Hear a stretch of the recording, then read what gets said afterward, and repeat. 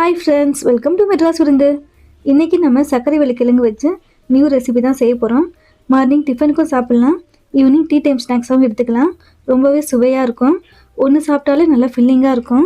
சரிங்க ஃப்ரெண்ட்ஸ், இந்த ரெசிபி எப்படி பண்ணுறதுன்னு வீடியோக்குள்ளே போய் பார்க்கலாம். நான் சர்க்கரை வெள்ளிக்கிழங்கு 1/2 கிலோக்கும் கொஞ்சம் குறைவாக எடுத்திருக்கேன். நல்லா சுத்தமாக வாஷ் பண்ணிவிட்டு மேல் தூள் முழுவதும் நீக்கிடுங்க.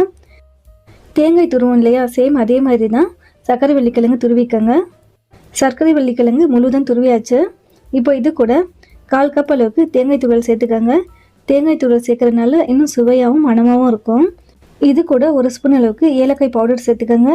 இந்த தேங்காய் துருவல் மிக்ஸி ஜாரில் ஜஸ்ட் 2-3 சுற்று விட்டு எடுத்தோம்னா சேம் தேங்காய் துருவல் மாதிரியே கிடைக்கும். உங்ககிட்ட ஏலக்காய் பவுடராக இல்லைன்னா தேங்காய் மிக்ஸி ஜாரில் சேர்க்கும் போது 3 ஏலக்காய் சேர்த்து அரைச்சிக்கங்க. இப்போ இது கூட 2 டேபிள் ஸ்பூன் அளவுக்கு நாட்டு சர்க்கரை சேர்க்குறேன். கிழங்கு வகையிலேயே சர்க்கரை வெள்ளிக்கிழங்கு தான் இனிப்பு சுவை கொஞ்சம் அதிகமாக இருக்கும்.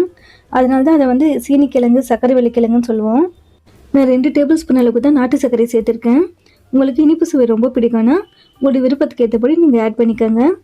நாட்டு சர்க்கரைக்கு பதில் வெல்லம் சேர்க்கலாம், அப்படி இல்லைன்னா சர்க்கரையும் சேர்த்துக்கோங்க. இப்போ இது ஒரு ஓரமாக இருக்கட்டும். 1 கப் அளவுக்கு அரிசி மாவு எடுத்திருக்கேன். வறுத்த மாவு வறுக்காத மாவு எது வேணால் யூஸ் பண்ணிக்கலாம். இது கூட 1/4 ஸ்பூன் அளவுக்கு உப்பு சேர்த்துக்கோங்க. 1/4 கப் அளவுக்கு தேங்காய் துருவல் சேர்த்துக்கோங்க. மேல் மாவுக்கும் தேங்காய் துருவல் சேர்க்கும் போது அந்த மேல் மாவும் நல்லா வாசமாக இருக்கும், சாப்பிட்றதுக்கும் சுவையாக இருக்கும். இப்போ இது எல்லாமே ஒரே ஈவனாக கலந்து விட்டுக்கோங்க. அரிசி மாவு கூட கொஞ்சம் கொஞ்சமாக தண்ணி சேர்த்து மாவு நல்லா லூஸாக பிணைஞ்சிக்கோங்க. மாவு ரொம்ப டைட்டாக பிணைஞ்சிட்டிங்கன்னா சாப்பிட்றதுக்கு ரொம்ப ரஃப்பாக இருக்கும்.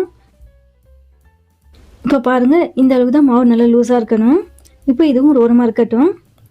ஒரு பிளேட்டில் 1 ஸ்பூன் அளவுக்கு நெய் சேர்த்துக்கோங்க. நெய்க்கு பதில் ஆயில் கூட பயன்படுத்திக்கலாம். அந்த நெய் அந்த பிளேட் முழுவதும் படுற மாதிரி ஃபுல்லாக ஸ்ப்ரெட் பண்ணி விடுங்க. இப்போ இந்த பிளேட்டில் அரிசி மாவு சேர்த்துக்கோங்க. அரிசி மாவு சேர்த்துட்டு அந்த பிளேட் முழுவதும் ஃபுல்லாக ஸ்ப்ரெட் பண்ணி விடுங்க. இந்த அரிசி மாவு லேயர் நல்லா தின்னாக இருக்க மாதிரி ஸ்ப்ரெட் பண்ணி விடுங்க. அரிசி மாவு லேயர் தடிமானமாக இருந்துச்சுன்னா சுவை அந்தளவுக்கு நல்லா இருக்காது. நம்ம கொடுக்குற மேல் மாவு நல்லா தின்னாக கொடுக்கணும். நடுவில் கொடுக்குற அந்த கிழங்கு ஸ்டஃபிங் தான் நல்ல தடிமனமாக கொடுக்கணும், அப்போ தான் சுவையாக இருக்கும். மாவு இதை போல் ஸ்ப்ரெட் பண்ணிவிட்டு லைட்டாக அப்படி டேப் பண்ணி விடுங்க. எல்லா இடத்துலையும் மாவு சரி சமமாக இருக்கும். இப்போ இந்த மாவு வேக வச்சுக்கலாம். இதை போல் ஆவியில் தான் வேக வைக்கணும். ஸ்டீமர் இல்லைன்னா அதுக்கு பதில் இட்லி பாத்திரத்தில் வேக வச்சுக்கோங்க. ஸ்டவ் மீடியம் ஃப்ளேமில் வச்சுக்கோங்க. மாவு முழுவதும் வேகக்கூடாது. ஜஸ்ட் அந்த மாவு அந்த பாத்திரத்தில் செட் ஆகணும். ஏன்னா நெக்ஸ்ட் லேயர் நம்ம சேர்க்கும் போது அந்த ஃபஸ்ட் லேயர் மாவாக இருந்துச்சுன்னா ரெண்டுமே மிக்ஸ் ஆகிடும். 1 நிமிஷம் ஆகிடுச்சு, ஓப்பன் பண்ணி பார்க்கலாம். ஜஸ்ட் அந்த மாவு செட் ஆகியிருக்கணும், அவ்வளோதான். இப்போ செகண்ட் லேயராக சர்க்கரை வெள்ளிக்கிழங்கு ஸ்டஃபிங் கொடுத்துக்கலாம்.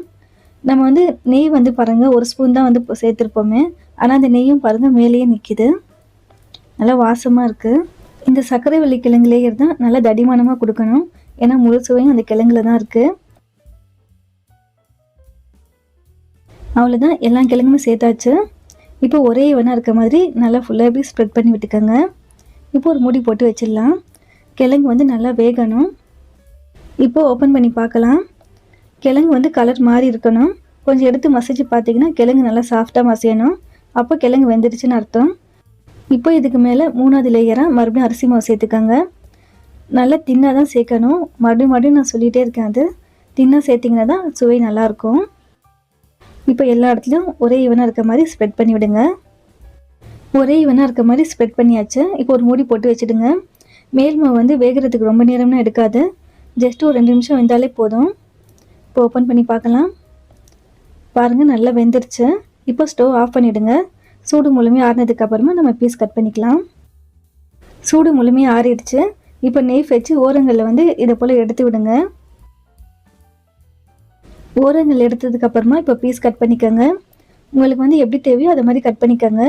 நான் பார்க்குறதுக்கு கேக் மாதிரி இருக்கிறதுக்காக முக்கோண வடிவத்தில் கட் பண்ணிக்கிறேன். ஃபஸ்ட்டு பீஸ் எடுக்கும்போது நெய் யூஸ் பண்ணி எடுங்க. நெக்ஸ்ட்டு பீஸ்னால் எடுக்கும்போது பார்த்தீங்கன்னா தோசை திருப்போம் இல்லையா, கரண்டி, அது யூஸ் பண்ணி எடுங்க. ரொம்ப ஈஸியாக வந்துடும். பாருங்கள், பார்க்குறதுக்கு அச்சஸெல்லாம் கேக் பீஸ் மாதிரியே இருக்குது. மார்னிங் பிரேக்ஃபாஸ்ட்டுக்கும் சாப்பிட்லாம், ஈவினிங் டீ டைம் ஸ்நாக்ஸாகவும் எடுத்துக்கலாம். ஒரு பீஸ் சாப்பிட்டாலே நல்லா ஃபுல்ஃபில்லாக இருக்கும். மேல் மாவில் தேங்காய் துருவல் சேர்த்துருக்கனால நல்லா வாசமாகவும் சுவையாகவும் இருக்கும்.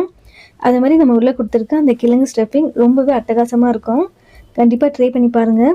நம்ம வீட்டு குட்டீஸ்க்கு செய்கிறதா இருந்தால் இனிப்பு சுவை அதிகமாக சேர்த்து செய்யுங்க. ஏன்னா நல்லா இனிப்பாக இருந்தால் தான் விரும்பி சாப்பிடுவாங்க. இது நல்ல ஒரு ஹெல்த்தியான ரெசிபி. கண்டிப்பாக ட்ரை பண்ணி பாருங்கள் ஃப்ரெண்ட்ஸ். உங்களுக்கு இந்த ரெசிபியில் ஏதாவது டவுட்ஸ் இருந்தாலும் கமெண்ட்ஸில் கேளுங்க. எப்போவுமே சொல்கிற மாதிரி தான், உங்களுக்கு இந்த ரெசிபி பிடிச்சிருந்துச்சுன்னா கண்டிப்பாக வீட்டில் ட்ரை பண்ணி பாருங்கள். ட்ரை பண்ணி பார்த்துட்டு எப்படி இருக்குன்னு என் கூட கமெண்ட்டில் ஷேர் பண்ணிக்கோங்க. ஃப்ரெண்ட்ஸ், ஃபேமிலி, ரிலேட்டிவ்ஸ் வேறு யாருக்காவது இந்த ரெசிபி தேவைப்பட்டாலும் இந்த வீடியோ ஷேர் பண்ணி விடுங்க. மறக்காமல் நம்ம மெட்ராஸ் விருந்து சேனலுக்கும் சப்ஸ்கிரைப் பண்ணிக்கோங்க. தேங்க்யூ.